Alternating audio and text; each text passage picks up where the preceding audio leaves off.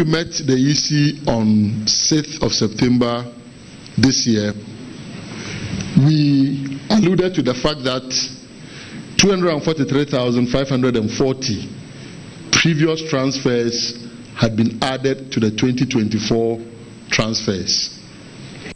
And some of them were repetitions of the names, so double error. You transfer the person and then they repeat the names. Whatever the reason is, your guess may be as good as mine. What will be the interest of the EC in bloating the transfer list? Is it to allow some people, and I believe we know the corporates, certainly not NDC, to tragum as in pour foreign materials masquerading as ballots into the boxes on D-Day, even when the people don't show up to vote. Forget about the fact that they will tell you, oh, their names are on the register. It's not that simple. The transfers could be in different polling stations from where their names are. And manual verification may also allow for said people to even come and vote multiple times. And if what they were seeking to do earlier, which we fought vehemently to eliminate the indelible ink, if you recall, they wanted to eliminate indelible ink. Thank God we fought it. They could have exploited this. Another is the 15,000 unidentifiable voter transfer paths. Over 15,000 people transferred. Don't worry, we will release this. We are very transparent. That's why we have the media here. Unlike the EC that refused you attendance when we met them. We shall release this immediately we are done. 15,000 plus unidentifiable voter transfer paths. So over 15,000 people who have been transferred, but we don't know where they came from. Where did they register? Which station did they register? Which district office? Refresh your memories. Couple this with the stolen biometric voter registration kits, which they want to say laptops. Fine. Could it be that these people were surreptitiously registered in bedrooms, in garages, and have been transferred because we cannot trace where they were registered? Because when you transfer, your name must indicate that you were once in a particular polling station, so your name must be on the absent list of that polling station that you have transferred from. And then the polling station that you've transferred into, your name must be on their transfer list. These people, they don't satisfy that. Where are they coming from? Could it be the stolen BVR kits, theft taking place at the corporate office of the Electoral Commission, the headquarters of the EC, under CCTV surveillance 24/7, military and police protection? Over 3,000, almost 4,000 names that were in the 2023 register completely deleted from the 2024 provisional register. Completely deleted. 2,094 transferred voters, you can't find them in the absent voters list. So they transferred, but their names are not in the absent voters list. Okay, so if the person transfers and the person's name is not in the absent voters list, if the person shows up with the ID card of that place that he or she previously voted and says, I'm a voter here. How will the NDC or PNC or CPP polling agent insist that no, your name is on the absent list, you cannot vote here? This is crazy, and you will see photos of this summary. This is crazy. Corrupt files. You don't find any name, you don't find photos, you don't even find the age. The corrupt files. No photo, no name, no age. Guess what? When we raise these absent lists, the deletions, and these ones, the chairperson of the EC, Madame John Mensah, says, oh, so long as the person has a voter's ID card, they can manually write the person's name on the register. That was the response. And we told her that would be the criminal Richard Ahiagba phenomenon. We believe you remember what Richard Ahiagba did in 2020. That will not be done for you and I. It will be done for an MPP person, but certainly not you and I. And we don't even want to encourage it. But when you put all this together, then we must be taking our minds back to 2020, when Imani started sounding some alarm bells about some fishy procurements that had been done and all. This is the reason, and many others, that we need a forensic audit of the register and also the IT system of the Electoral Commission. And as you have checked, we have not gone to segregate, looking at our strongholds to say that this is what has happened, that unlike the MPP, you recall, before the 2016 elections, Baumia was talking about some Togolese who were on the voters register in the Volta region, just targeting a group of people. We haven't done that.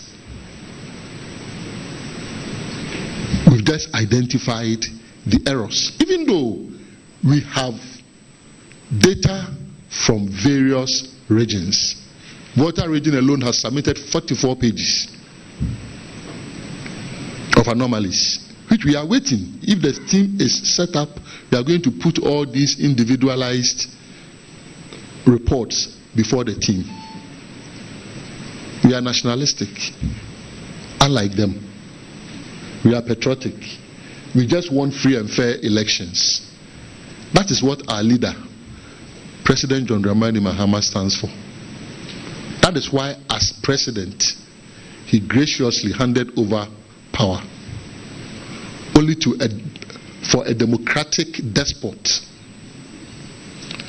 to come and have the audacity to say he cannot hand over to President Mahama unless they kill God. The Constitution of Ghana doesn't give him that a privilege to hand over. His term of office expires on January 6, midnight, and inshallah President Mahama will be sworn in as the President of the Republic of Ghana. If the EC fears forensic audit, yes. If the EC fears forensic audit, and there must be a reason they fear forensic audit, what will be the NDC's amendment, if any? That's one. Two, resistance of NDC. It has started. National Chairman has already indicated something but I am, let's say, technocrat for the elected officers. So I will leave that also for you to deal with. And then what additional steps we will be taking. So I come to the issue of dead people, and let me clear that quickly. As right here, these are the list, 569 pages. This, I mean, it's a lot, they are here. Okay, but the question is, and it's more than 569 pages. You know, this alone is 569 pages. This is more than 400 pages. Okay, there's a parliamentary candidate right here in his constituency alone, more than 1,000 people after the voter profiling was done, dead people on the register. The forensic audit is needed, because if this is done, we can all take steps, work through the birth and death registry, get the death certificate, and then through the district assemblies, get the burial certificates and expunge the names, because people take advantage of deceased on the register to add more votes to that of Yanum. How to tackle the human aspect of the problem? The best way to manage risk first is to identify the risk. We've identified the nature of the risk. It is a forensic audit. When we get to the back end, as much as possible, without breaching data protection laws, and examine the login credentials, because for every IT system, the people who logged in, their digital footprints will be there. It should not be possible for someone to sit in Pusiga, for someone to sit in German North, to transfer people without somebody not having given that person authorization. If that was the case, the EC should tell us. The forensic audit will tell us. And so as to why, even in the case of the Pusiga transfer, they were quick to single out the district electoral officer and leave the returning officer. One of us quoted CI 91. Application for transfers are to the returning officer, not to the district electoral officer. So as to why the electoral commission at the top left the returning officer and up to date has not even communicated the fate of the returning officer as investigations progress, is something that we cannot comprehend. And your guess may be as good as mine. Is a returning officer a secret cow, like the Nandom district electoral officer, who obviously should have faced disciplinary action, but they've cleared? So that is the essence of a forensic audit. Mere audit of the register will only tell you that these number of people have been transferred, blah, blah, blah, blah, but it will not tell you. At best, it may establish causal association, but causal association is not the same as causality.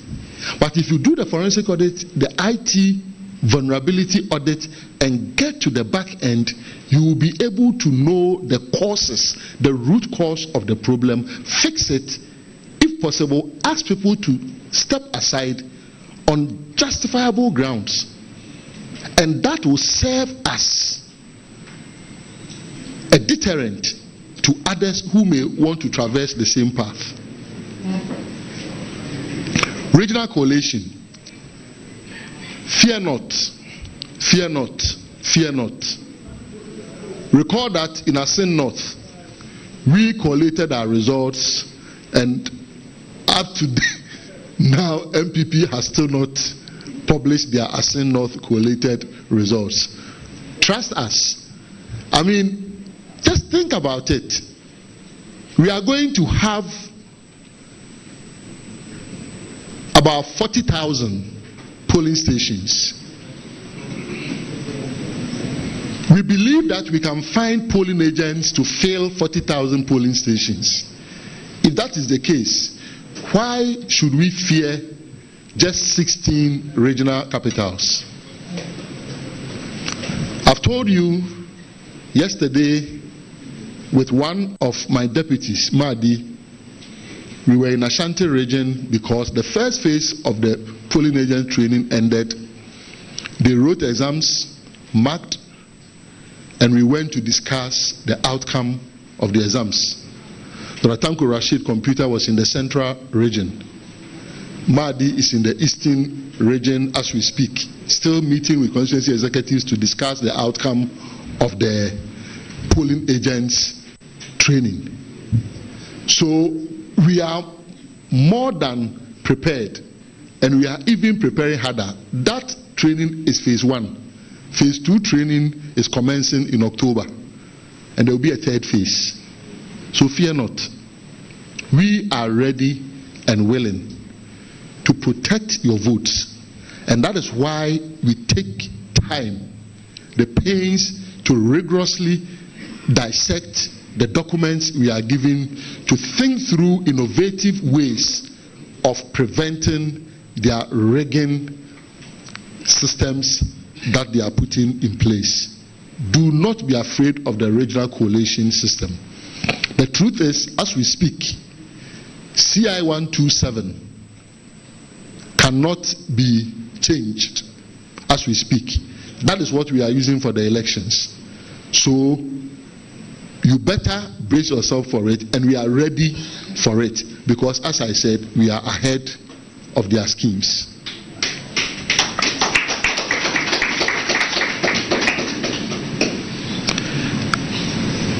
So exhibition, what will NDC do if they fail? That is a policy question. GS will deal with it. Audit of control measures, very important question. I tell you, if the EC had paid attention to the 35 questions that we raised when the BVR kits were stolen under CCTV surveillance, we do believe they could have averted the kind of discrepancies we are seeing. But we are not convinced that they are not complicit in the discrepancies that we are witnessing. And so they allowed it. But a forensic audit, which is deeper than just mere audit, will help reveal these so that appropriate remedies can be prescribed. The key thing is to identify the nature of the risk. At this stage, we just know how it has manifested. We need to know the nature so that we can deal with it at the root. But this one, I think I can say it, even though it borders on policy. If they refuse forensic audit in 2024, a bigger forensic audit awaits them when President Mahama is sworn in 2025. CI 91, CI 126, as amended by CI 126. I do appreciate the copious quotes. However, that provision is limited in scope. So if you go under that, you will be limiting the extent to which you can interrogate the problem at hand. That is why we want to broaden the scope.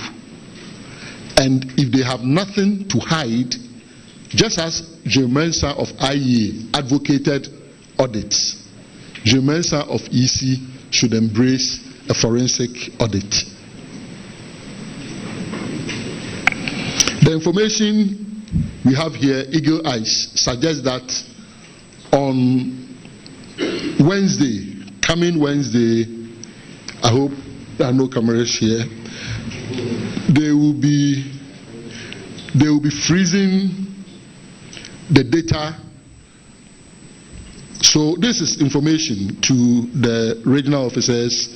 Data freeze. The Commission shall freeze data by 3 p.m. on Thursday, 26th September 2024. In view of this, all issues with the registers should be submitted latest by close of work on Wednesday, 25th September 2024. Yet they are saying that they have resolved all the issues. But this is message. Kindly inform your district electoral officers accordingly. Thank you.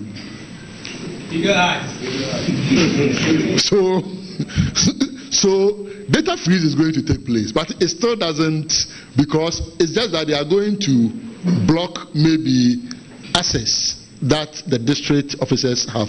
Already they had view only access. They couldn't effect any corrections directly. We know they had view only access, so they are going to freeze it at their level, and that still doesn't stop a forensic audit. I tied this to the question about why didn't we hold this presentation before the demonstration. That is not to take anything away from the over 100,000 people that poured on the streets of Accra. We are very grateful to them. It is one of the most successful demonstrations. In fact, it is the most successful demonstration I have ever seen in my lifetime in Accra. And also across the country, the numbers that poured out in Ashanti region, in northern region, central, eastern, upper east, upper west, Savannah, northeast, northern, Bono East, Ahafo, Oti, Volta. I mean, it was massive. However, recall that we wanted the public to know. That is why we wrote to the EC and requested live coverage. If the EC had allowed the live coverage, perhaps this meeting would not even have been necessary, because this presentation is only an expansion of what we presented to the EC. So time was limited and we needed to walk and chew gum. That is why we had a meeting with the EC, organized a demonstration within a very short time, and within a relatively short time also, we are having this engagement so that our leaders will subsequently communicate our next steps to the party and to the entire nation. Release of register. The EC will by all means release the register to us. They cannot start printing the register without releasing it to the political parties. So be rest assured. And that is why we say we feel within us that they are even afraid to release the register at this stage, because they don't know what else we have that we are going to release. But what they say, they've addressed all our concerns, even though they are still asking for them.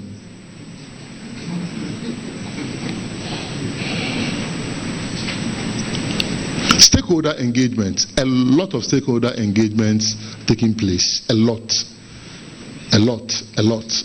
What we are seeing here is just a tip of the iceberg. The diplomatic community at the level of the flag bearer, at the level of the national chairman, level of the general secretary. I mean, it's as broad as you can think, all the way to UN level. Lots of consultations have taken place. And even when you begin to see Akufo-Addo reluctantly retract a bit of his "I won't hand over to someone I defeated," it is part of diplomatic pressure on him. It is not coming out of his contrite heart, if he has any. It is pressure, diplomatic pressure on him. We know. So trust that we are ahead of them. Even if they do not grant the forensic audit. Because we identified the risk, we know the remedies that we have instituted. Long ago, as far back as 9th of December, every constituency in Ghana had received the 2023 register on pen drive because the EC provided that one. And that is why we find these discrepancies very, very shameful, because all the EC had to do was to have taken the 2023 one and the limited registration of 2024 and the mop-up and put them together. That's all. That is all. So be rest assured. The aim is to ensure multiple voting, staffing of the ballot, and creative accounting on the pink sheet. But when you are ahead of them, when you insist that before voting starts, part A and B of the pink sheet must be filled. When voting ends, before you open the ballot box, fill part C of the pink sheet. After you fill that, go and write what you think at the D section and check what overvoting, the implications of overvoting is. As the NDC once said, a word to the wise is in Ascent North.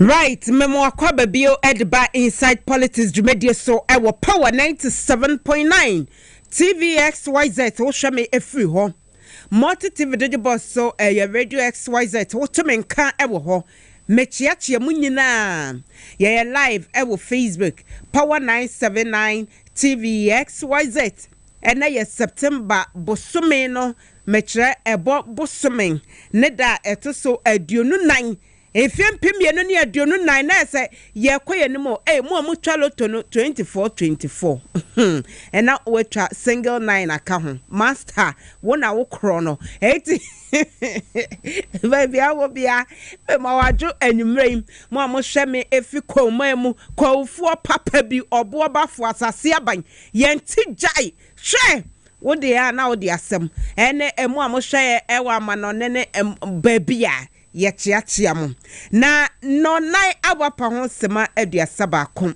ewo ye kasa fidie so wo hwame efri osu abebesem street na ensama wodo ya aba enum nkomo na ye ba bedie se omamu de adechie bia ensam wo ho nti sa nkomo ne ye ba bedie mohima ba akopɛ koma nyina gudie ladies dem boss Beposo Hemaa na magime dwen atankuri gabi gamugabi masi muga my sweetheart baby awo bia mechia wate ai akwa banso Okechukwu Innocent Mabuli K Nicholas Yose Kevin Asante womo bomi chidom ena me di dwumadi ebremo Elizabeth Tego wasiesie me mama ho efetim nkaye ni nyina nso etime achi ene yehwe NDC register ye de kwoto ba womo ka ho asem sanse enra wo friend eku ahodo abaya chia wo mo hwe etene no civil society organizations and media management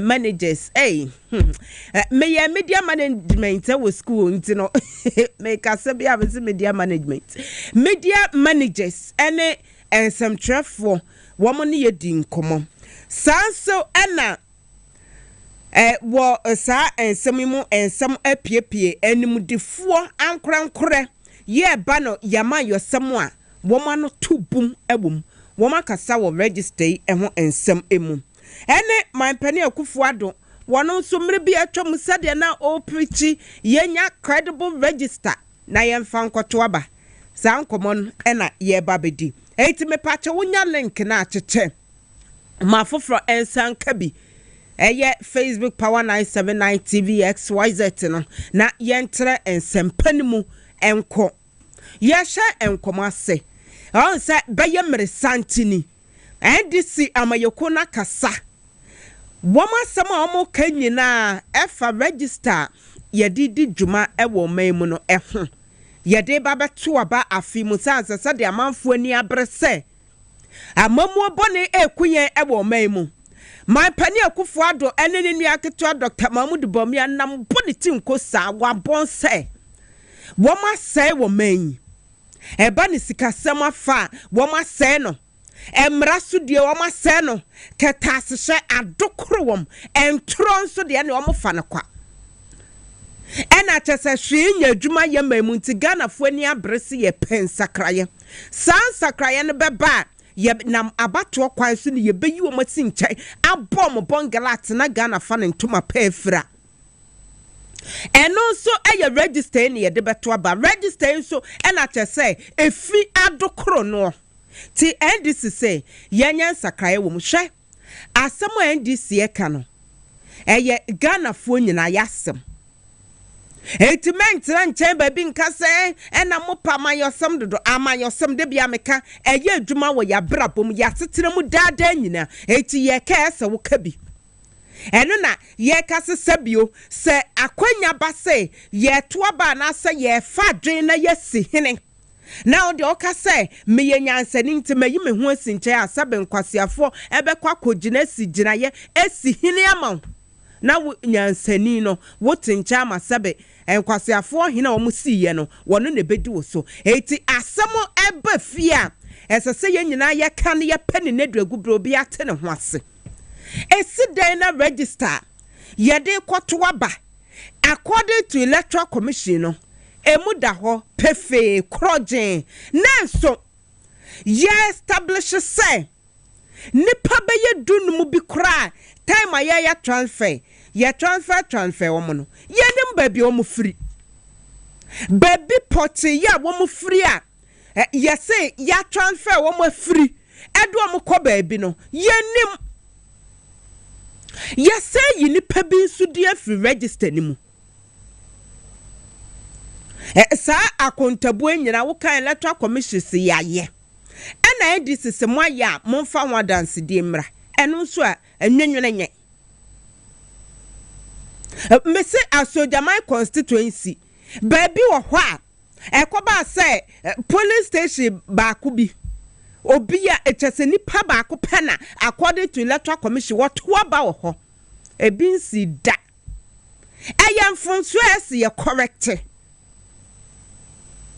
obi to metina pusiga na wobovra electoral commission wo system emu to me transfer amanfo edifi former minority leader Tamale South Mrashe Bedwani honorable Henry na Idrisu na bato mpesu yaso na chese abribi obi betumi abovra system no ma ye de ope etasase ye hwehwem enu na wie na me ne pani ba kwa waben wo IT mu kasa na okasa forensic audit ne de ese tumi baso na ye hwe se transfer ahodo ye course no eye breben na siye ebi kura enu ye be hwemu no na bra ya esa 15,000 transfers no na nya bra na ye transfer obi na akotena ba bia ye anase betumi abakra sem anadudu mienu anasa anadu nonkro nondubrem ena transfer ne happen ye sa branso de enimu sa electoral commission wo mapon eda bensu ne siye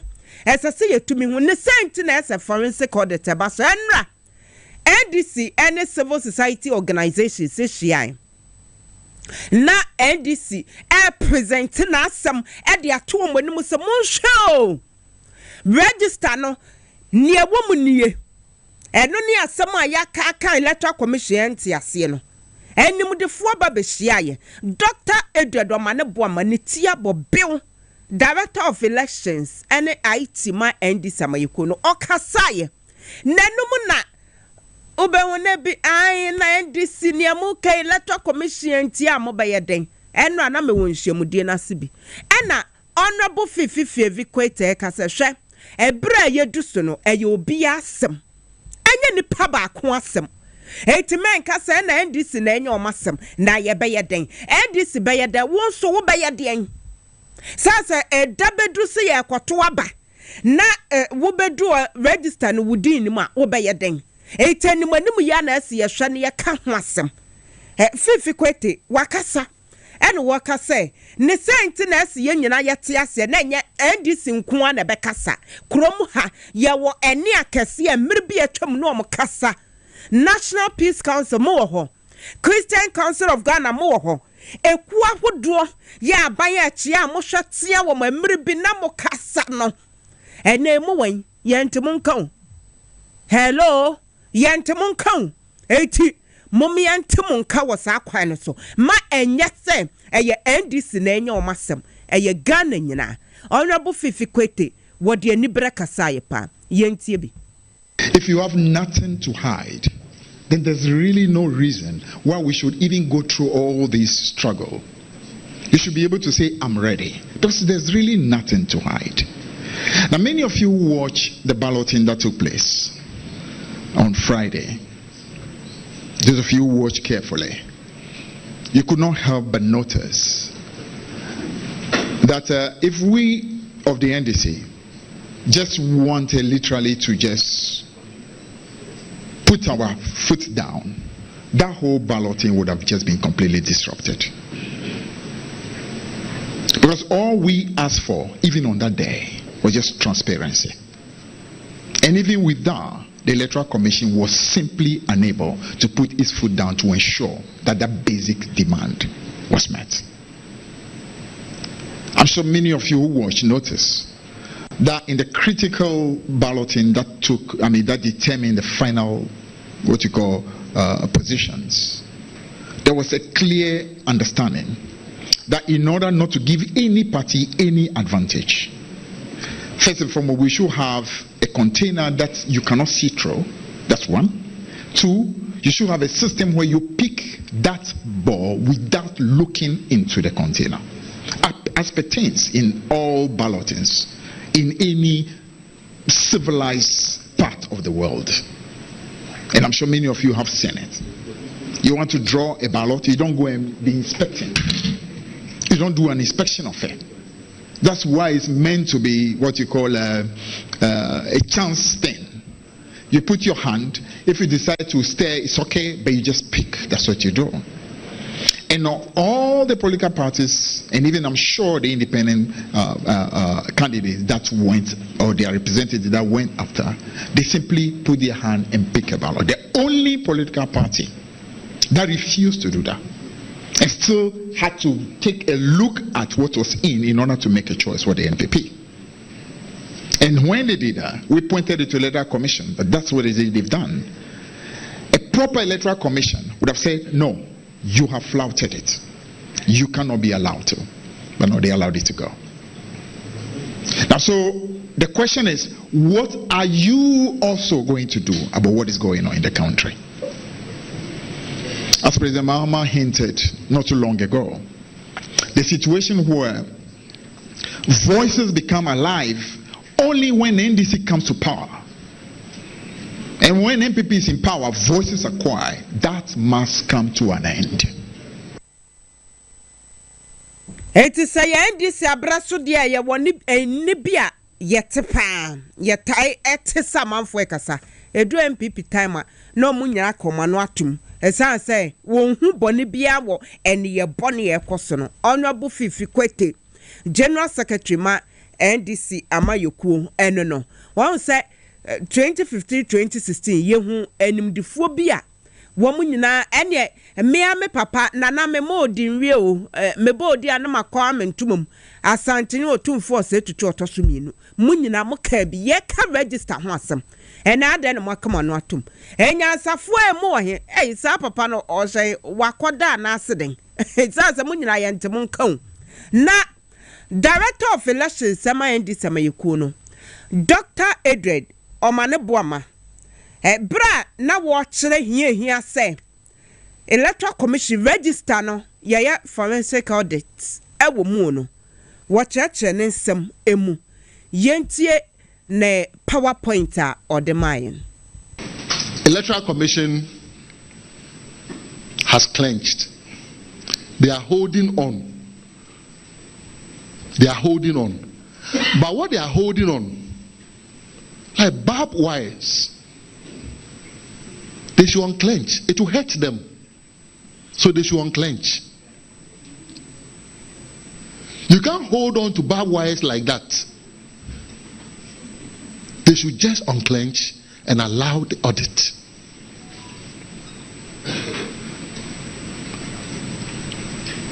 Because we want to identify the root causes of the avoidable errors.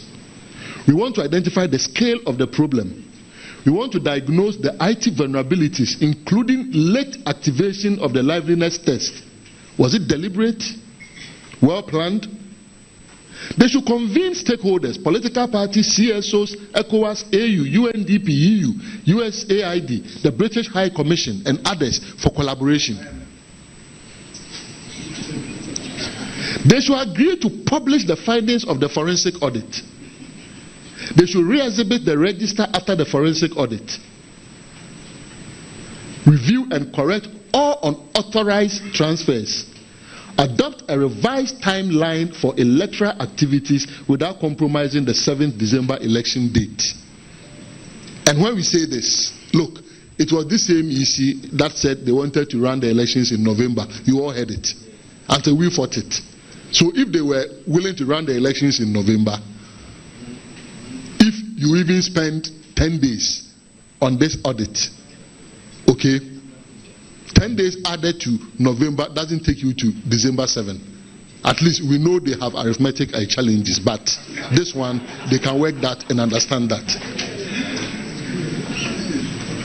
And they should institute accountability and integrity measures to prevent future manipulation of the voters' register. This is key. This is why we need to audit the IT systems so that we can accurately and comprehensively diagnose the loopholes and address them. We want a robust system.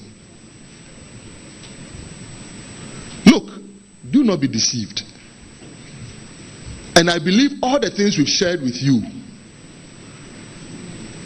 Have we gotten to the polling station yet on December 7? No. But do you agree that the things we've shared with you can lead to rigging of an election? Yes. So let no one ever deceive you that it is only at the polling station that elections can be rigged. Elections are not only won at the polling stations. Elections can be won from the offices of the Electoral Commission. And if I may add, if this crop of people are in charge of the Electoral Commission. And the evidence is clear, it's replete. There are weaknesses the EC didn't identify until NDC disclosed. It's obvious, is that not it? Just correcting the errors is not enough. The system may still be infiltrated the night before the election. The system must be sufficiently impregnable. Forensic audit now. Eighteen say empire pemunin fifimu emprapra na de. Ese say etumi ye adwuma e wo ye register ni mu na obi ate ne ho ase. Mo na mo se say yanom mo pese mo break 88 nso kra de yade afimu nsem dada. So hu sa strategy na mo say mo de baby ni elections and say we de na say enya buakam. Na momo no sebe ya wo bia bete ne ho ase Lucia NPP mo ba be Lucy no sebe ya mo bete mo ho ase na de wa wi ne nso be wi ne frenchen mu nti na ye call for an audit say ebeba so e wo ye register no emu sansa wo ka say na oh mo mama ni da wo polling stations a bibia ntumi nsinwie mu bia no Electoral Commission office enuamu tumi ba eno na doctor ma ne bo amaka ye no eti mesra wo se be ya vote a wo beto no ye be count wo ballot enti no fa ho je sa okun mu bi. Civil society organizations, labor unions, womo nyina ye to nsa frɛ wom womo ba adwumadie na se bi obi to say Professor Kobi Mensah we de me papa bi over University of Ghana Business School oba be pie ho Professor Ransford Jampo womu nyina eba dwumedie na sibi na one nsemtwefo ekasaye yeje woma dwenkyere yentie bi. You already had a certain view of what the demands were, but I particularly didn't actually think that it was as grave as what has actually been pointed out. Clear evidences of lapses, gaps, all right, that had naturally presented. I think that the way forward is for the EC to actually take a positive position. Obviously institutions are not perfect, processes are not perfect. You could actually acknowledge some of the lapses and perhaps call for a consensus, call for a certain, a kind of a relationship, win-win, as you put it, so that we can resolve this in order that we could have a very, fairer, process, a very, comprehensive process. I am not saying that, and I don't know for a fact that somebody has deliberately done something that is wrong, at the EC.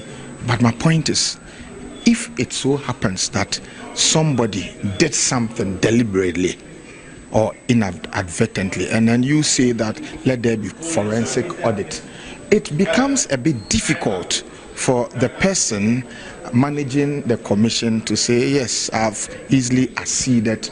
Then it means you are just going to throw the person under the bus. Yeah. So if that's all they are looking for, so that the credibility of the voters' role will not be questioned, then if it wouldn't hit, why don't we all say that let the Electoral Commission sit down with all the stakeholders, the NDC, the MPP, and all the other political parties, let them sit down, and then at a go, let all of them dialogue about some of these issues. My worry in particular is that it appears that we are going on this particular tangent where every ruling party sees nothing wrong with the work of the Electoral Commission, and every opposition party sees everything wrong with the work of the Electoral Commission. We cannot leave the integrity and sanctity of our electoral processes and allow these processes to be subjected to partisan political football of politicians. If it is not good, it is not good. Let the ruling party admit that it's not good. Let the opposition party also say it's not good. It's a dear de nenye. And yes, so what Bemu Nenti, a yamau. Nemo Mudachi be abeko opposition. Na what's ye na wokasa MPP mona mendemono so na mwenya asofo bi omu coat so sen womo emuntuntu na womo so kabi di mochi ene de omu beye din na emomu eye mo time amu opposition mo pe oman no asa bedi so asen no a mo benya sa asofo no ene mpanifo bi kromu ha womo ntuma muntuntu na womo nyina ekasa Nemum ene di obi aka na no atum ensi audit ne bepaso Professor Ransford Jampo ene Professor Kobi Mensah ena yete omonka na asem ne nyina wie ye ne se tekrema wo hoi empro woka asem eto ho a esa say ya twegu ahomaso ntanya de ebe proda edi mfi ahe ye bebo my penny na nadodan kwakufu ado ye ko emfie mpim mienu ne aduonu abatu mu no register ho nsam ai wodi ho nkomo wone Ghana fo ekasa na woche hia se yetuminya credible register we na no ye yo ai na yede to abama obia ete ne ho asesa se eno na boa ehye ye kabi mamin kabi democracy emu entoma anase ehye mu kena eti we de wono ananum asem my pani akufu ado use wure fi a empani se yebu nkompo ehwe ye chia anase ye refi na ye san kofa yenchi eti we de ye kai wo wankase wonum asem tie bi papa tie. Creation of a voters register is one of the most important tasks in the effective functioning of any democracy, because if an eligible citizen's name is not on the register, that citizen cannot exercise the right to vote and cannot therefore participate in the determination of the choice of the government of the day. It is thus vitally important that all eligible voters register, so on the designated day of 7th December, they can vote to choose the president of the nation and the member of parliament of their area. In effect, our vote, our thumb, is the expression of our individual sovereign power as a citizen, which we should cherish and guard at all times. That a credible electoral register, and indeed a credible election, are important ingredients to securing the future well-being of any democratic nation. It's a credible register, dear. Eno eboa ema ye boye kebi mamen kebi eho ban ese ebra so se ye toaba na voter ebekwa kogina ho se me toaba na wudin enim anase mpo ne wato no yankan a my pani akufo ado se eno de enye kra na chese etoto ye democracy ase papa wa wasama wo kan eti ye gidi se mo betie na mo de aye adwuma owrefi aye kan wo ese mo hwe se ye de sasam be ye adwuma electoral commission ye ni mo de wodi sie ana se wo sro se ye forensic audit na transfer bi akokọ okoso nipa bi ayi wo mudin afiri mu ye be hu date ne time a sa ade ne course ntane wo prevent ana wo kosro ba fom Dr. Edredomane Boama besie se edro na ya nyon no wo benum a miewani nanom ne sesia sanse wo dwane afisa audit ne ho a esetie bia 2025 my penny John Mahama aba abaimu no ye be hyem amamaye ai ene wo be yansa na baby abeko bia wako ma meja mesa ye woni pa bi te se bossman asabe api ahene ne bano bio mu ne Samuel Tetemo we mu nyina politicians wo wo electoral commission say wo mo hwa bato so ad papa be na mu da ho a wo benya de afiri ho enu ti ne ye ka say munyina dantemo forensic audit ne yenye na obi ante ne ho ase eye as simple as ABC eti munye na ya enforce mo amamo anum adura ye nwon yedam ase pa na wasugusu eti inside politics dwumedie ewo power 97.9 TVXYZ Oshame efiri ho Mohima ba kope na edwumadie ba wakwa efisa be ko se no nsia ebebo empepe so yedri ehu hia se yehwe yapomuden enti yebeko Solak Natural Clinic na ohine babo amabanie woni ye edi nkomo efiri ho wonim se nipa show etumi film within a twinkle of an eye. Na baby am catch Ghana phone na say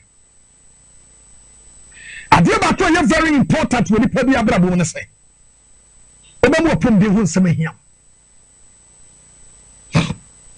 last week amam hwe me dum be hwe me dum be but last week obi a wo hwe me news bi ahu say manye news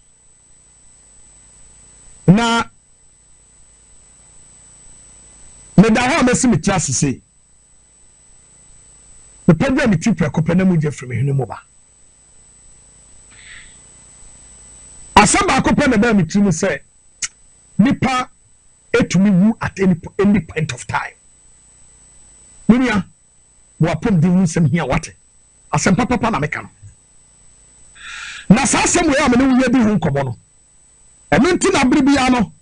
Me no di nkomo bia me kanfo Solak Natural Clinic at the mount. Say ma wapom de hu nsem hia wenim Solak enu ma meka ho asem be kire wo no obia wo ho ene enim say ena no pay omo refer mi pa mako 7 from Kolebu ba ho so me hu kidney and liver won say ye wo yade bi wo ha emi aduro e wo orthodox na so ya na nanom wo ha no sa enyade ye boye ne na bi ni ho enso sanso kra tetehyewa na wode ye woni padua ni enti etomre bi a yanya de no a eye obo ade ha ban mu bena nsini ha amano ɛna yɛyɛ deɛ wɔsɛ yɛde sae ho yade nanso wɔda sɛ ne yɛkɔ akɔsua kwan a yɛfa so yɛ ɔpa ne yɛwɔ akasa wo deɛ hwɛ po na medical doctor no si hospital na akɔsia kɔ ya ɔbɛyɛ dɛ ne wɔn ɔpa ne na nkɔ fie nku kɔ Solak natural clinic kɔgye apɔmden wo kidney ɛne wo liver asɛmpa na meka kyerɛ wo memfa ne yagorɔ kidney ɛne liver bra wo deɛ wo se yɛ declare wo one kasa you know definitely say bra baby adu no bewu sɔhwɛ minti na hwɛ ɛgyewa fa anyiwo agyae ti nkɔmɔ no me wudie no me say wo kɔ na agyewa agyae fa anyiwo agyae number 1 obi wɔ ha ne dwonso no a ɛba no wɔn asɛ ɛso ate ɛmayie pew ontumi nyinso asɛ dwonso no kam minia kɔkyɛke kidney kɔkyɛke obi wɔ ha asɛ nsuo gyina nipadua mu wɔnyɛ ahwebɔ nsa ne nase ataatai ne nase apagyapagya ne nase ahohoro wɔno a wɔnyem na wakasa ne nyimu nti nam nase taatai bra sister to anamon kɔkyɛkere ebia na kidney ne waka kidney is an essential part of the body but entese nsa entise ni entise ano entise ti ni etwa ho hwahwe mu a wo say oh mano ha hono ni ti ahono me nsa ahono me na ahono na menye ho adwuma no ewo ni padua mu enti esaya ebesaya to the timer when the boss no na edru time kɔkyɛke wo de yɛhwɛ kɔna kɔhwɛ obi wɔ ha wɔhome a ne home no nsisi so ayɛ ntiantia kɔkyɛke wo ate wo de yɛ no mpo nte saa kɔkyɛke wo obi wɔ ha wobɛhu sɛ ne nan no se no nyina taatae foro soro asɛ nsuo bi fa no hwɛ yɛde kɔto dialysis so no wobɛhu sɛ wo namoa no ayɛ fokyɛɛ wontumi mu nsuo wonom nsuo pɛ yɛwɔ nsuo yɛbɛsusu ama wo nsuo ketewa bi ɛna wɔsɛ wonom bebree pɛ ɛbɛgyina nipadua no mu ɛbɛhaw gye sɛ ɔkɔ hwɛ kidney yareɛ ne liver yadeɛ ya ɛhu kyɛ yadeɛ bia wo wiase kɔna kɔkɔ kyɛke hwɛ na ɛhu aduru wɔ hɔ wate kɔ Solak natural clinic sɛ sia ya me ne wɔ kasa yi gye number wei na frɛ doctor no ɔmo peke course no ɔmo ɔmo ni nkɔmɔ bisa obi a ne yɛ wɔn nkyɛn mu ma wo number no yɛ 0553 ɛna gu screen ne so no for the sake of radio 4 0553 93 2631 0553 93 2631 look mama kan tell me say obi wɔ ha asɛ da bia asɛ humility asɛ da bia no wɔnyɛ code continuously humu na hoda kɔkyɛkere obi wɔ ha kakra no ayɛ week na kuma ɛbɔre pɛrepɛre wɔnyɛ biribi so na kuma yi ɛto no hwim asɛ nyame bɛbi no ahwɛ wa wakoma yɛmfa mpɔmpɛ dɔma machine kɔkyɛkere kidney medical catch mo say ɛwɔ ade a ɛsɔme so na obi sɛ broni sɛ kidney ɛyɛ de anya wɔbɛka kyerɛ simple wɔbɛkyerɛ ama wɔni agye na mebɛkyerɛ wadeɛ bi sɛ what is kidney was say one pair of organ in the abdomen. The kidney removes waste and extra water from the blood as urine and help keep chemicals such as sodium, potassium, and calcium balanced in the body. That is the kidney. Ensure a time with them and the shame, not a year through at the Abassa with Johnson. Enti omo a wo kidney no anu adwuma no ye de omo koto dialysis so a na afidie no na eba bi senuoma no afiri ni padua no mu na keep the calcium, the sodium and no checks and balance. Ebi are now making kidney stones. Kosolak Natural Clinic. Now one check them out. Na apumden papa ewo ho ya ebeboa. Afi ma memra liver. Ma memra liver no so. Na yen check liver no na bisa se. The liver so eye de. Bra. Liver no a very large organ there and also our abdomen. Now it performs an important bodily functions including blood filtering and non the sonny mojanaso. It will be a liver no I say liver so and yak it well. No kwa buano powerful. Denso na e perform essential bibi woni padua no mu a e na soni monja no e na buama monja no circulating ye e soni monja no so e yi no ma fili kimi ne de e yi Johnson sio na wo mu no e na yi fi o nyankopon minim sabi wo sitie wo ye very good man na minim nyame no sabi wo si enti nyame yese wo de fam no tie na bo nipa no ene wo pa nipa yam no yes design we mu nyina wo mu ana nyame ye too much. Babrasolak Natural Clinic na be check you liver so when you abre no a we liver gra no one day one here in 40 year we liver omoso be ni gra ko check no mo nya daje anwe ntem o se wi aso obi abeko ba kona kokko check na yen saw yade adwuma eye enibi. It also considered as a gland because it makes chemicals the body needs. Certain diseases and lifestyle can damage the liver, but there are many ways to protect it. Why sir ubetumi afa so me protect it so be Kosolak Natural Clinic. One ko how to be protected. Doctor I will leave a drill. Yam fama bonten beton ya nti eti ko hospital ho ni en check flushing kwesi from wo kwa ye check ye kimoja wo mo de kokko ye test o mo check wo liver ye check kidney ye check for blood count everything wo mo check ye anya so do no na ye ko mo do sa test wo kwa to me take be 45 hours asa no mo wie ansa na wo betena sia na yade wo mu a ya mawuro. And now me know Kase will be a friend from South Africa. I know some here programming. The guy is watching one and year. I'm watching program no.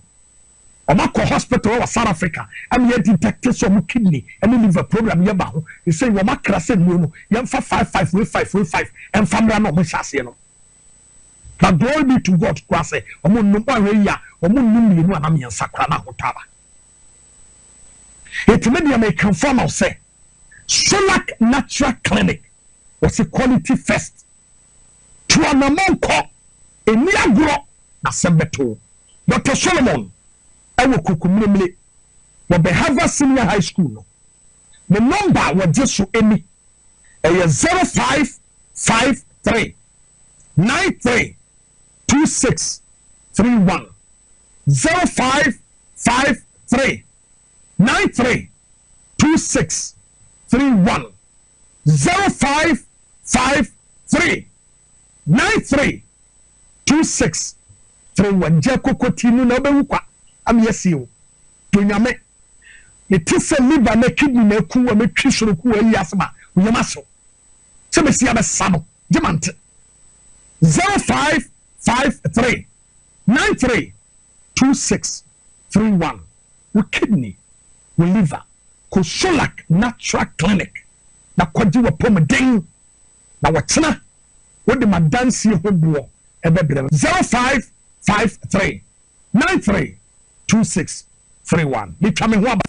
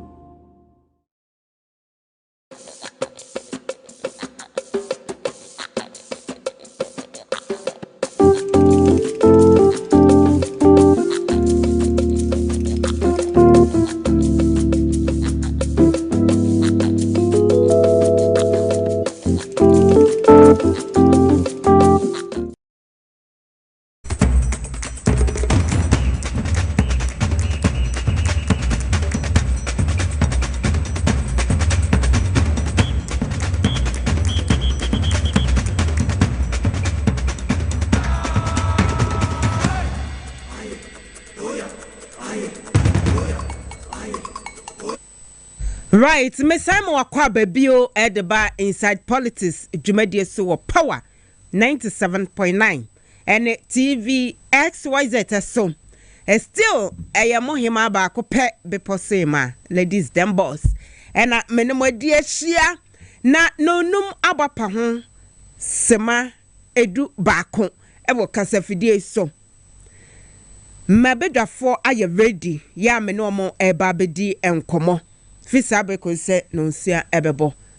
na Honorable Timothy Atabuadi woye kane busan of Mashebedweni mensa kane studio ha sanso ena ye maame Anita de Soso woye kane dwemteni abedi echede ma NDC sanye ema don frefo ye bedi enkomo Honorable Akwaba Beposo Hemaa na bokode nyame ase ama yankwa ama ya pomudi ama ebedru ha de yesa da na ase ntino mesumani agese ma san frame I said the last time I know in share had one of our communicators. It's been a while. I'm saying Damase and Ejuma Pamo Yenina. While we are doing that, we are also on other platforms. For God and country. We must do everything to ensure that the MPP goes out. Not just Omokwa Bontio. We must go out in a disgraceful manner. And someone from Traban said Omokwa. No more could not do 30 years and son of Maba. No more say Ghana for many. Yeah, because you pushy elephants, no akobush. Yes, because they've destroyed the country to the extent that you need so many time to reset. Our first 4 years is going to be to reset every institution to put the economic back on track, to ensure the institutions almost say, look, there's nothing. They are the panel. You tell me one institution. Look, do you think that the Galamsey no man but do you think that it will take 1 year to clean the waters? It will take 2 years, 4 years, 5 years. It's destruction. The total destruction. It's complete destruction, my sister. And yes, I am a case. You see. Colonial government number of no pombeji you crown my fire and sana independence they were mining gold but did they destroy our water did they destroy our forest omuja forest reserve my na yankasa si agi independent ya magana Akufo-Addo no nkofo no hwede omu de aye brofo na anye sa o omu yom gold no omu kwanya sa omu sa mai bi na nkofo de gold no omu tu asay asase no asay ye nsuo. And upon me catch you, we say, share my sister. Obi wo hold me pay or person or finding saying maybe 4 or 5 years and back. That's why Bomodian Kunyan saying. Then you go and take chemicals and destroy that child. A woman who has cried to God for years. Because of thievery, carelessness. But this particular government, it will be a question. Look at what the scientists are telling us at the University of Science and Technology. So, is that what the white people did to us? They didn't do that to us. So, who is bad? It is our own Ghanaians. And how do Akufo-Addo and his party people? Bawumia direct. No one can take this blame. Who can take it? Yeah, NDC, 1 or 2 people being Galamsey. But is that how the waters were? Did they seize 500 excavators in NDC time? Because the country was not like that. And the issue is that Chinese for visas. Clear chamfangs from day one. You know that if a chamfang comes there, you see no more the beginner, I don't know day back. And just somebody be quiet and all the do a foam, and then one somebody bus over this issue. You know the use of the machine. Then you clear them. You expect them to be carried. Fan tonko bi man. Also an tonko bi. One when say a machine here bano. Ne man say I say urensu and a sense you need to go. You know it. You clear it. You want it to use for road construction. And on find your cocoa juma. And I won't find your dear juma on go school. The what it has to do is work is to mine in the river. Finished. So there's no blame. They know it. Oma higher. Oma higher pana this year dear and ye just Galamsey. But Galamsey is directly affecting our lives. And the other cool num ever call you ma ebe cool once we take Ghana hand dear my sister. It's no joke. And yes, all my one mining area. Yeah, no. Once you are in Accra, and I think when you ocean map now, the only river, it has not been. I think it's the Volta River, but all the rivers in Ghana has been polluted. All the rivers, Obia o two baby o you kakra we teacher na bibita. Now Obia o pesika, akwe Galamsey amana beto, and so as born abeto, and your children, even the cocoa that we are exporting, no way.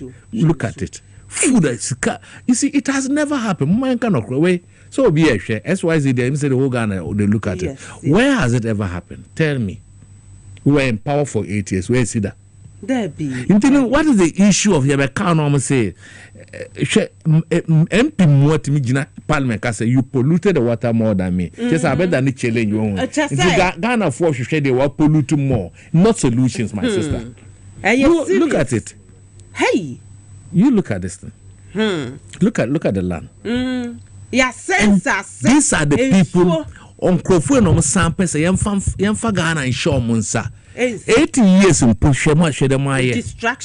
Distraction, my sister, is colossal. This is it is a war zone. Too much. Hey, look at this. 80 funny ashefo any ye tremor. In other areas, my sister, this alone will not even let you file for elections. In other areas, environmentalists, ethical issues, you can't file for elections under your this. You can't. How are you going to file? Na senka my penny okufuar do crane bomia by now ka one resign cry. That for resignation there. Ghana for never more resign. No more the my amount to say so I win him. Yeah, omo de ye den Ghana so ombe ton Ghana nyina mpo na aka omo mienu no to krom ha ombe. They are not people that you think that have the love for this country or they are patriotic or nationalistic, not at all. Who on earth does this to the environment? Tell me. Eddie, look at this.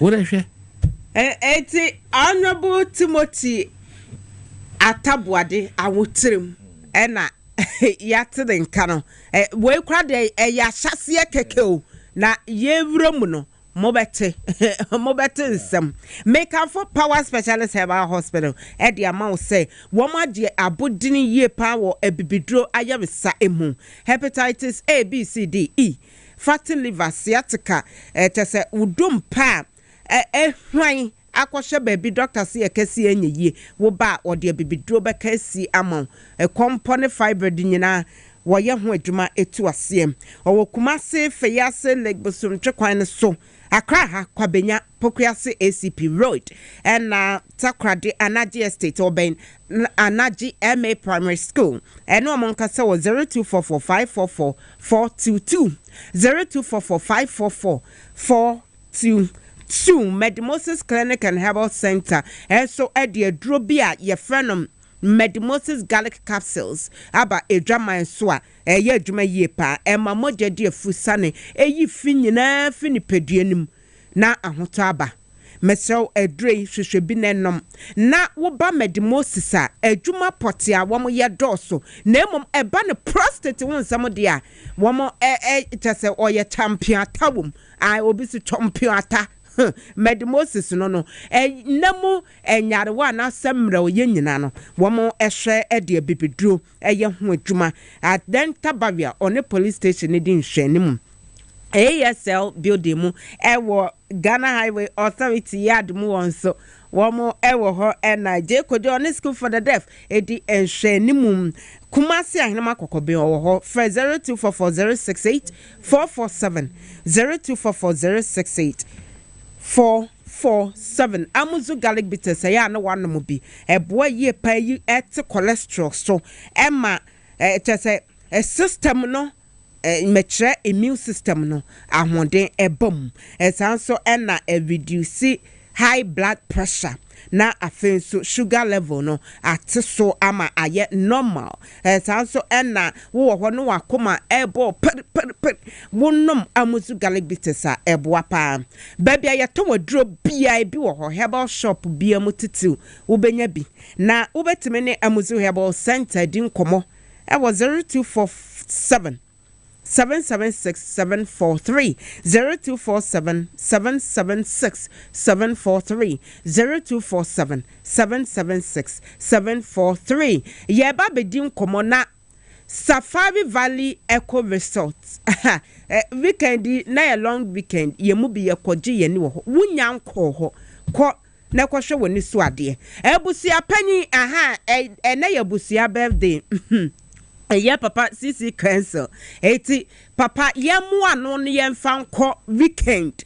na say Safari Valley Eco Resort yako akodi ewo ho wo ye dwumadie bi ede dom ba eye business meeting and as a conference and as den wo ba Safari say ne papa mu benya ho wa wie mu kogimoni honeymoon Safari Valley Eco Resort or Dawu Ewo Okremensin mu and Roman Casa was 0596 914 394 0596 914 394 one more Eddie and Komo Yamame Anita Disoso Kane Emma Don Fe for my ND Samayoku Kane Deputy Propaganda Secretary Kane Vice Chairperson Edema wedi dwuma bebre ewa NDC amayoko emu ya say wo studio ha yedi enkomo mama akwabo ya me de na de ofi to say boko na wa hwese na me hu me ya mechia hwefo ni etiefo nyina adwuma ne aso ya o mumfa nche me ye nenam meti ase wo boy Ashanti region ni akwa ekropo na go ekra me be ko central and western ye call western me free western ba na ba central ye boaboa MPs no omo fi say ye hu hia wo mo so start a friend e bi o ye rally na bibia mo influence wo form ho no esopa esanse wo ye party adwuma nye ne enti monko so adwuma yete any time be free bia no so we wo hwe say America bia me dikra me ho yo chia ehwefuo nyina no mo tie ya joso honorable atabwad oba wo se wa feel papa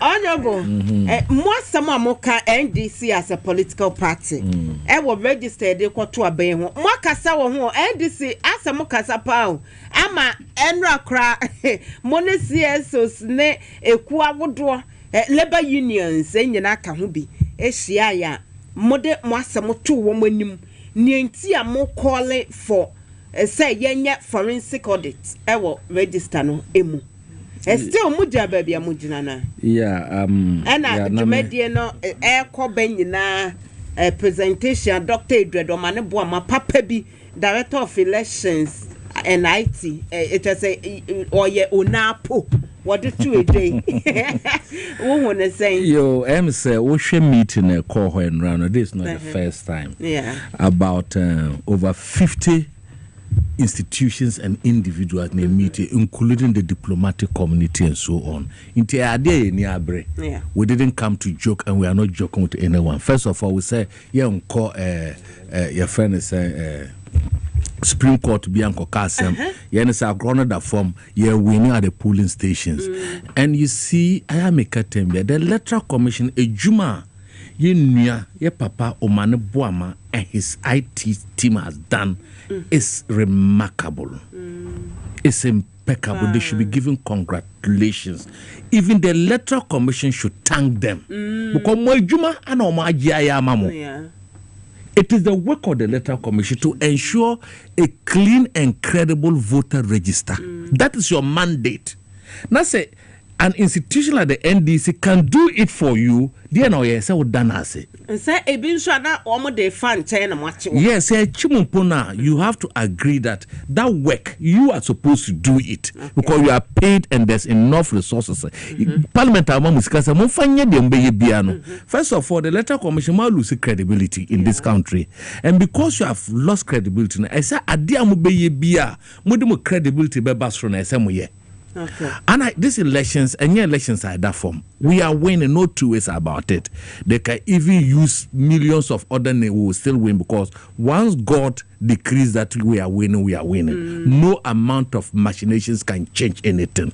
But we also want that the elections are about to we also win it based on the credibility of the voters register. We lose, so I also lose, and you know that one year you may year, and I gonna for now unfair you man mouse and I'll lose here. But we cannot win the election on a fraudulent and a crooked voters register. No.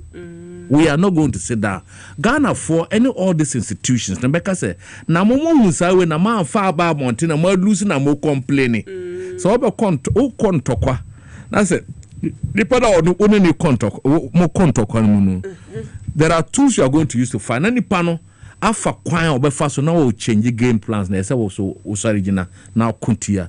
So what we have done that is a resource and people should remember that this is the only electoral commissioner in the history of Ghana.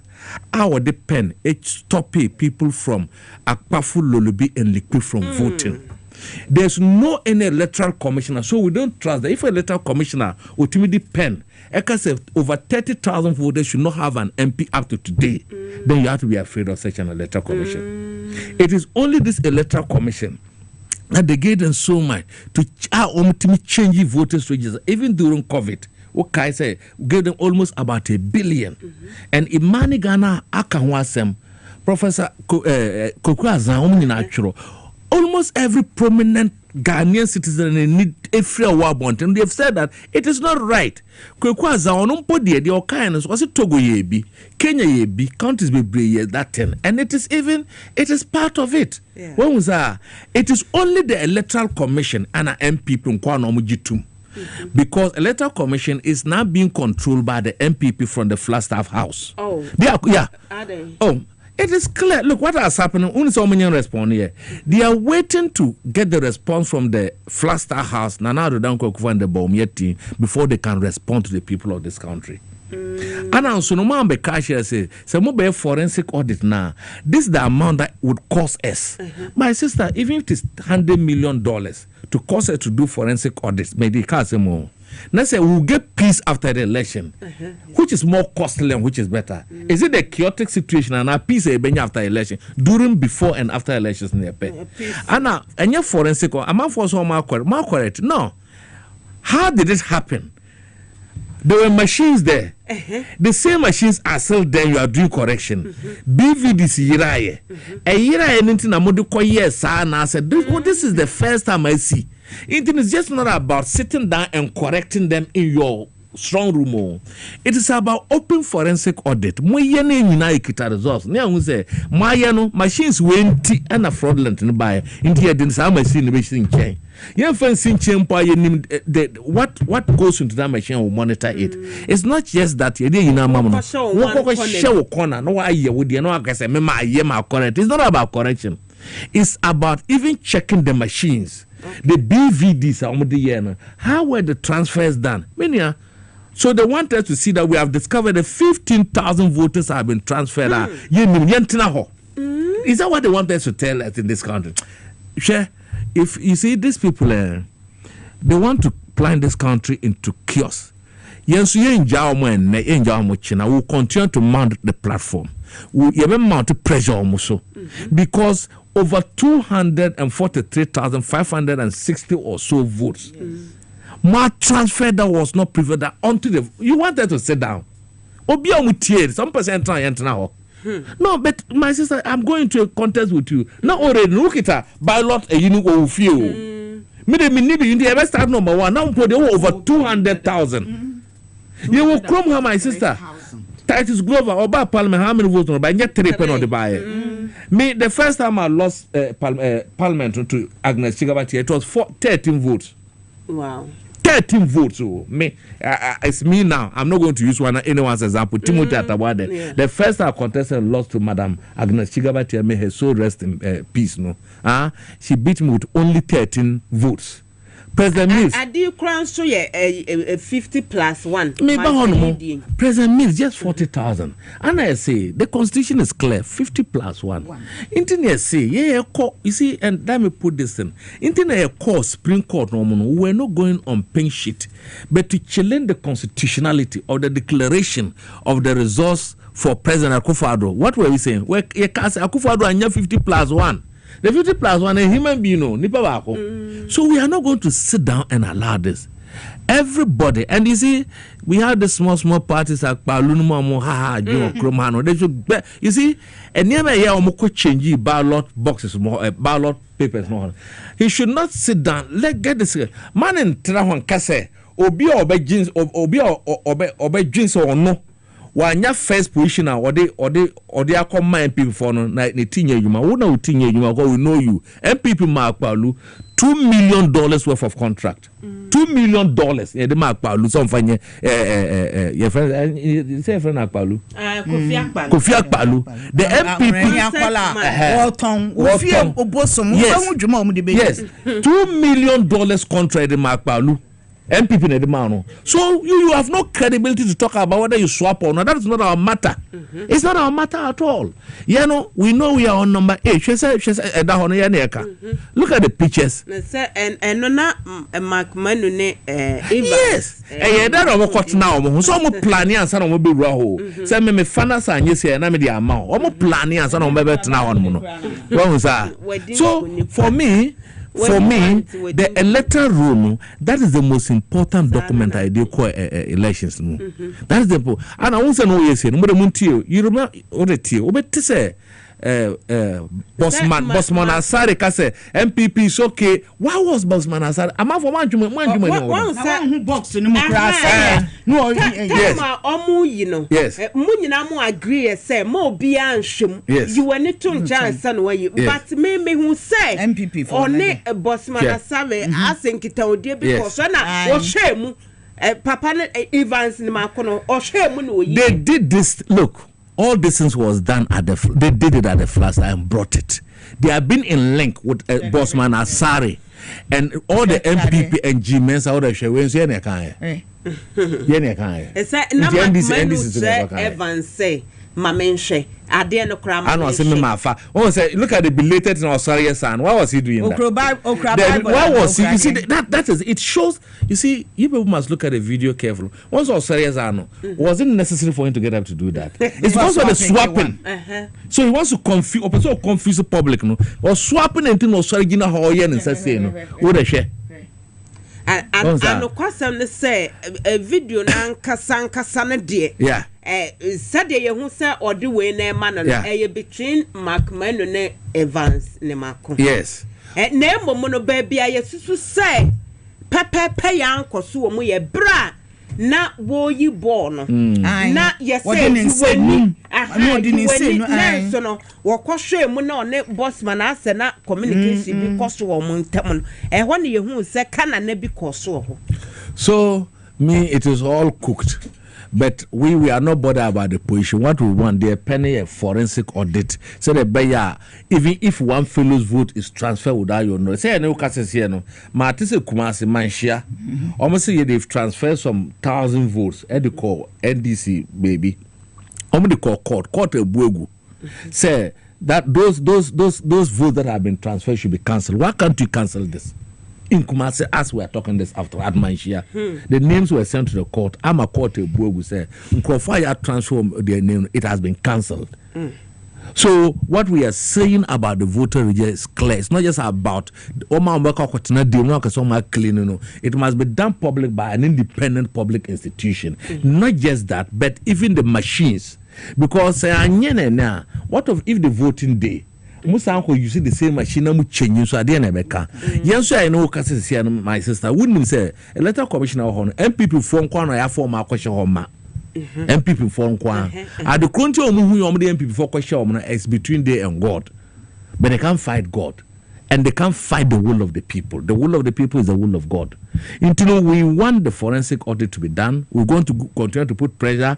And I know that the indefatigable, the IT director, Dr. Manubuamu, with the team, will tell us and brief us appropriate the next action we take. If it will mean that we'll go and sleep on the street for continue for 1 week for demonstration, we are prepared to. It's better for us to sacrifice today than to whip tomorrow.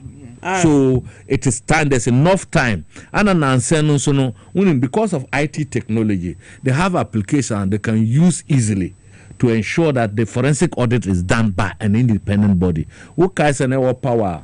The National Health Insurance can normally and the court. The court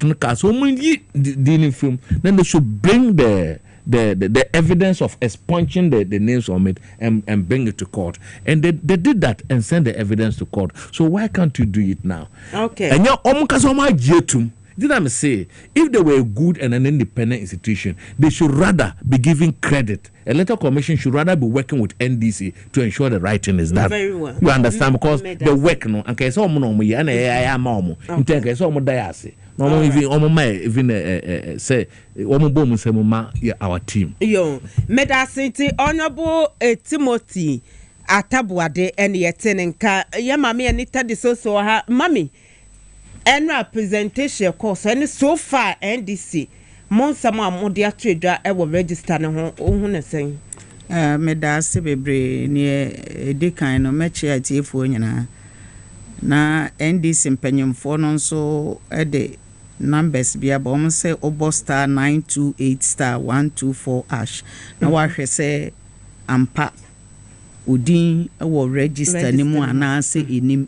Tisebio ya maamenum bi omanku school ya momodin ni yenye sa ni yemani yenye bibia ni ebetwen party executives so wo so pese NDC ba power wo so fato wo ho so na wo so ye ni eyeden efata se be ya nkunimdie ebetumi ayede menua on say 2020 almost declare results how many times 6 pen baby but nam say Akwai says Solomon no obi ada ne ba so akunawie no abefa obi de e kan wose ye ntwam na ne ne ba no wose enya hwe ye mfama enu bi ne 2020 na 2024 de enya de e beba so because ye ntenase emo so no a entete awura ni hwene mu anu akuno na ye NDC for ne aye din na bibi e na enya hwe se de ye hwe nti mpanyufo no ti a omuntie ne yi Echo demonstrations to 16 regions. Nyame nshira wo nyina sa wo hwe sania enkrofo pie ya na eche se nkofo abo so se kon na ye kono enye kon a eye den eda hokwa nti meda wo mo ase ba maame si ehwe 2020 11 2016 NDC enya 106 omunya 169 ba omunyuma enye nti omutie ya ba 138 ni enso ye 130 na omo fa kwan bi nti enya 137 na omunya 138 sese baby edu no omo mpo wombe den wombeko bas wombeko ade se NDC fo ye je fa manyame Samo yeden awasi ye ni yeden na ye ni yeden chan wo mo sese na enya ade ye de sa na ye ma ne bechewu because na ubehu na asofofo na enya hwe na wo yo sofo na wo tu asori dem na wo bi ye bone a enti untumi deliver no ama ni nya bone na wo ye no na afa mu de bia ye nya ama nka de bia ye nya ama nka sofofo e wo mo mebi na wo kasa na wo makoma no wo ma because sa no wo ni afa wo mo MPP fu afa na wo yo sofo na so aye deliverance ama MPP ama o ma we ne wo ma se kuro no wo ma bra bokro mo hu o mo no na chasa ye obonsam na wo frɛ nya nyame na wo frɛ because nyankopɔn wo frɛ na wo giso e wo mra eye wo no ne mra nya wo mre okay and o ka kire NDC for se mudie ma monko munye din na monhwɛ ne eme awurade mer hwɛ ne eme tutu MPP foi debi wa mitimi transfer na msena we dua ne abo wo mu ana se e de ne abo mutumi hu se eye no me because hwenkrofo awuye ebesine aban tumi nka hwe na me gidi se NDC so ba ye be fa sa asem no ye be di akiri na wo mo ye sa de no no wo mo so ye de wo ma fa kwan a wo se ye de wo mo ye de wo mo efa ade ba ko so esan ye mahi kura Lord Komi or say as far as I live we will never give power to NDC na me Anita de so kura mo de mo pa mo mfrɛ me ne me enu ni em face so obetumi a afa machi a ana manimu a na ye mema ana wo mo hwɛ no mo kasa bia ye de ye nim hwe ekuro no ene empese ye bese no ana bibia na ye din na elections we de anya de ebese na emom omutwa one ye betwa 3 and say ye do na bia ye wakiu mu na bia wo be ye kitikiti a yes ye ehwo am say police station one ye be wi bibia wo NDC for mo ni mo sorry police station ye nkofie o people are prepare my sister don't worry obi en kokoto because court no nipa odi akogu from bru 30 hour bonu nko abaye on bru 30 nti yakopade e wo court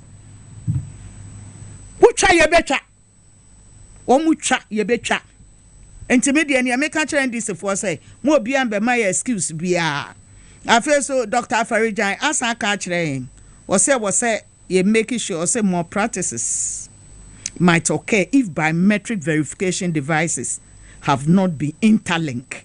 Nti me party for muti amuntie ni ye ne Dr. Afarijan ka ye no muni so samadi sunso a nyame nhyira ba muni so dia me efiri na kra me ko hwehwem mo di so dia mo ho son sam de muni me mo ni so dia me de megumbe mu because Dr. Afarijan watena de no nim sane yete an watra yen say me entena hokwa okay enti se akase e be ye na se MPP fo no so omonya awase e fo so sister me sese amaye ni anya de any election na bedu ba bi e betwam aden na adia na nya ya fi we aba no na sedu na se bia Afarijan futu atu MPP se menya ndc kasa mumia ye ne nya ni yakoto aba no ani ebesi wo ntena so yenso ntena so ani ebe pankrofo ama ma betena so de se na ye mienu yakwa elections ya wini wi a na fe wo oni pakro be kwa akofa no afa this time na ye makwa because near Dr. Afarijan ka no woni masama a woka enti agwasa ndc so far na ndc for no o ma ya de pa ba mesre de Dr. Afarijan ka no o mu nyina wo ma adwen nye den enkoho afesu tie ba question say EU mission says it may suspend its election observer mission to Ghana. Adientia. Said the keka quick. Near keka kwane nyanti omo so mpekro no. Enti sade anya de omo beba. Enti so omo ma de ndc fu ade na wose ye. Mon start nya dog no. Na mo abu amo ho ntokwa ba de ade so di sinesi. Jogging say. We say wo jogwa na wo tiri wupom. You need energy. Na sabi o yakra ye di cool ba yakra ya din. Sebra ye wo mu ide ye hia ntokwasem. Ye hia ntokwa ba wo ma so ma bia. Na wo na de ntokwa no bre wa onti wuto. Dr. Afarijan. Atumi abie na no akasa asem we. Mo de mo so we ba ene ye mfa mamo. We ba ene ye mfa mamo. We ba ene ye mfa mamo. Esa ye wo kabima men kabia mamomu a ye de amamra na ye adwuma na ye nimu se man pani akufo ado enye ono na de bema obi. A 6th January and adjuna ne term end wo ho. Empacha wo onim sa constitution o man twrobi enti wo mu constitution so munimu an na meka. O man twrobi. Una wa twro wa de enti wo se enya ade a me de be ye adwuma. Ye nkwa na ye pe heaven ako. Enya nkwa na ye pe heaven ako. Me say this time o mu boy en 2 ye be bo mo 10. Because enya ade a betena go sa sofofo bebira ye din.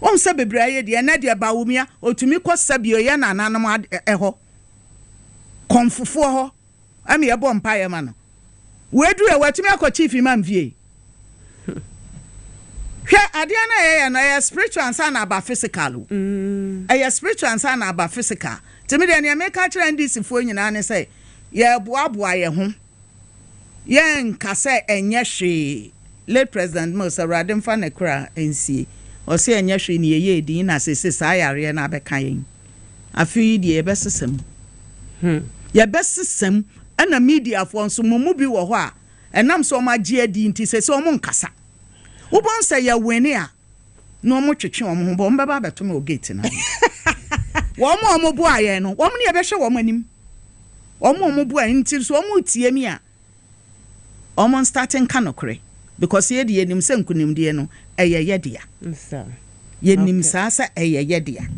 na kakra nso a mepese meka ne se ye nim se afi we di asanteman mo be sesamon sa no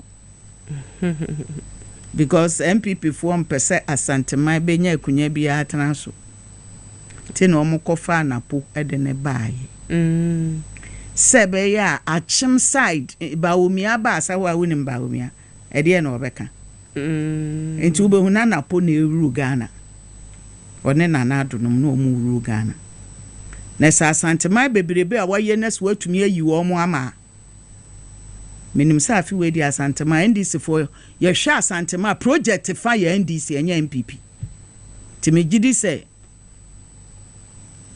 I feel where the ambassador Sama because me nuanum bebre wo kwa asante ahemfie ho angrafo no bebre wo ho ehɔ na me nuanum fa ɛwɔ nti enyina yɛ abusua ba ahembobo no so ne yɛtete me 06 okay say de ne aka asante man mo nsesa mo nsa no because omo agumu ho fi omo amumu nti no omo die America because me ka say otumfo aka bibi kyerɛ wo mo vice die na ɔka kyerɛ no ɔso nhwɛ ne ho so yi enso ene oba de en wo yi tie de ne aka na say NDC fo mo nso mo men akamfo no asantefo no ne anu omo ni nkomo a efata me enka say omo anto amaye nti ye nkɔ wo mo ho ɛwɔ se ekɔ wo mo because say no adane achem ne asante ye de no na ye amanyesem I don't know mo de ye amanyesem enye enisa tribal ebem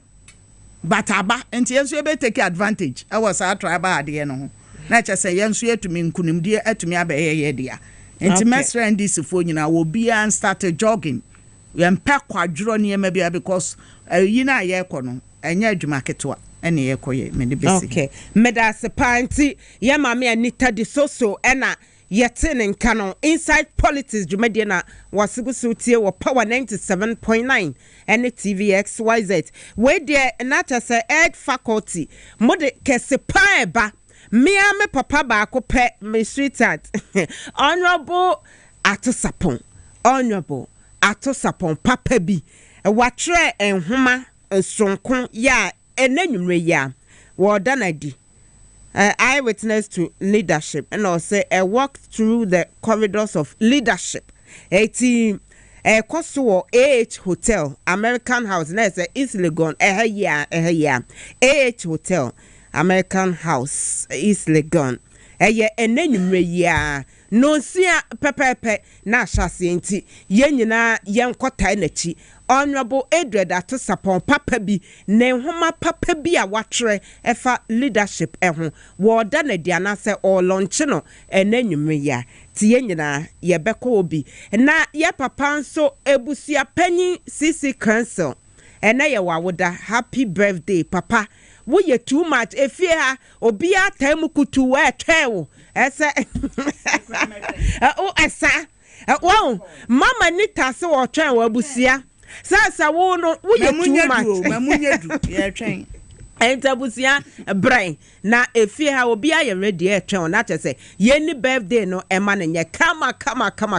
nyankopon enshaw honorable democracy help Ebaya 3 days ni no my demonstration eno na mo de ba wi ye galamsey yi aho na musu nipa 44 ya chiwom ene nipa 10 omo court ya mo remand 2 weeks wo hwa demonstration omo ye ne e chire nsem a ebeba etisen yo said democratic hope no also my the ometuma and all is what mama 3 minutes no mama 3 okay so may just because nanado ne no mabu no mambu mamu no ye what was the theme of their demonstration? It was about galamsey ya kan wasem no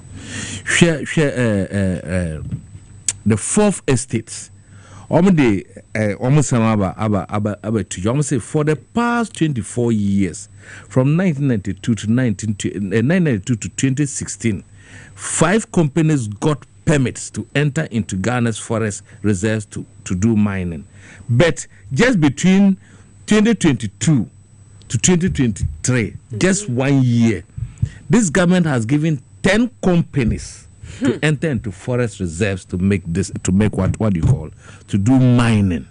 Didn't I catch you from the beginning say colonial government numpona omo Ghana has on bepe gold numpono o man say yes you know. The colonial government did not destroy our forests. The colonial government gave us forests.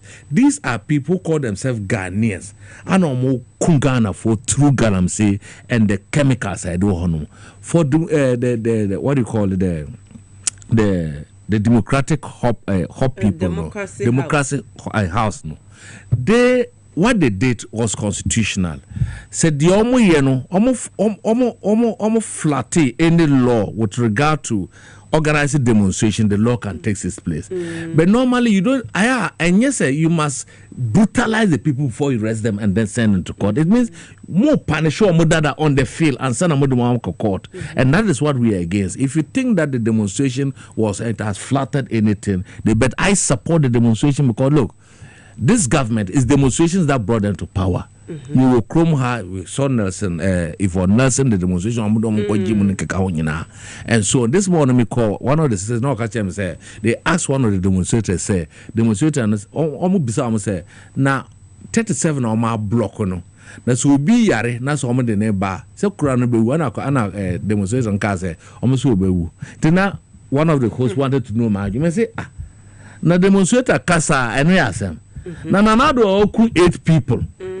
How many yarimpo okuomo o teach man and son or no be present there na woka afraid of shame. This Galamsey is killing people. Anna, why did the Galamsey get to where we are, my sister? It do be a dream because government appointees, I saw me watchmen. For this, the watchman has turned a thief. Watchman on to say bokrono. Would the watchman are two near my home? I feel was surround or could be near man. One is our channel. So say if the government wants to stop Galamsey, they must implement the content of the professor. Your friend is saying from Pom Barton's report that specifically mention names of government appointees at the Flagstaff House. He mentioned that Bomiampo also or mine. If they want to stop Galamsey, they should stop arresting Kwarankitin. Nam paying for now. They pay them the taxpayers' money. They protecting the waters and the resources for which they've turned around to be thieves. They should be the people to be arrested. And for now, the people are in court. They've gone to court. We cannot go beyond that. We're going to be contempt of court. But from my own thinking, I think that the police were heavy-handed on them. Normally, when say demonstration are calling Saturday, your boys are the volunteer to normal someone say will not overflow to the others. I will not disturb, and I commended the organizers and the boys. Nami am one because I am yes, I don't share. Road and baby now they got a normal kata, so the boys will go and blow so that no one will fall there and destroy themselves. So what has happened is we will share the genesis of the matter. And come on, yes, sir, there will not be a demonstration on Galamsey. There could be demonstration on Galamsey, but it will be a different thing. Because only earlier one, the only and it was about economic hardship, unemployment for the youth, the danger, the security, and so on. Galamsey, but no some more year no. So the major issue was the Galamsey, which everybody, in fact, you taxi Omanya on cost strike, all the labor unions are talking about it, except Nanadu and the looters of the people resources is what is happening. On say Ekovia Sekrano, Omo demonstration na police case ho yakotu ki yedwane ebe enema ye de sisi kwan crash barriers no na wo mu piepia etugune ade say wo betumi aye demonstration na say wo be ne in such a way a betumi aha adwen de na eno no ne papa mu no mame insuro emne aka ponche ni ade na oye oje wo eno o moje no eno o moje no because mo ye mpanyimfo no ne ma pa wo samo ye monye enti obe se nkwala no so omonya den of the matter nkwala no omonya den sister hwe nkwala ni nyan sorry you unim say most of the African countries youth na sorry pa nti omonya very very careful because ebinum are ready so ukun wo mo krom beje Ghana aye den esi ho because ni omo ye no emwa wo mo unya kasa ya ne abechew unya kasa ya ne aye den ne abechew ba kakra meka kire youth ne say omo ye future leaders nti ye sre wo mo omo ma ye nyina ya adwene enko elections no so okay ni eni nkunim ni entumi nya den ye ntumi nyu omo from na kakra so maybe so omo say because mate say yes say about 243,000 registered voters no ebinum hu omo de no ansa ne ye de wakwa ha ba bia on fikura ne ye de wako ana edru ba say about 15,000 illegal transfer enti no me pesa ye party for no enya adaje na omo nsoma yen ni yemfa registers no enko communities especially your strongholds ni yenhwese wo mu din senke ye forensic audit ne de anke no an wo mo so wo nye enti emra ye ka ho asem no ni ye we nso okay se be ya time enya den me pacho ya meka no so atemase enti emra wo mu ye we no na ebinum so ye we me fi sese ye yesa na ebetumi aboa ye bebre very well. Ana ba kunso a menua esa kokona pisa ba kunso a ehia mene se mesre ye mpanyimfo no baby a youth no wa wo mani age so mpeso mo ye adwuma no ye ntwa ye ni enye den enhwe wo mo se be ye on betumi aye adwuma den amankunimdie abaye den aye ye nyina aye dia because ye ni baby akọ very well into wo mo ye youth no because bebre ba ye munti nsi enso yempen krofo be ombetumi ahwe nkwala de bia o mo ho ye se ni ape bibi kakra ama nkwala no na bi onso de ko nti esa na ni beje se o ye part of NDC victory me pa to what say me da mo nyina mo se mo fa nchese na de eti ya ma me Anita de soso kane e ma don frefo kane dwomtene abede chema NDC amayoko kane Deputy Propaganda Secretary and Ayatene Kasanso na Kane Busa North Mashebedwene Honorable Timothy Atabuade Anwutrim ono also I want to hey I also makaya ho ewodumedie yada sepa no more wow metumi aka eti Kevin Asante King Nicholas ene Okechukwu Innocent Mauli omo bomechi dom Lisbeth Tegosiesie me ho Francis Mone Kofida Boy ne Prince mo time echi mo hima ba akopɛ kwa man nyina agudie ebusia ya twa ebusia pani CC council wo birthday no ye twɛn wo eti Beposo Hemaa na moteme nkabe so ama no siabem kasebo ohene babo ama bene okumangra ene daache hima omo de ato amo se ya da mo nyina se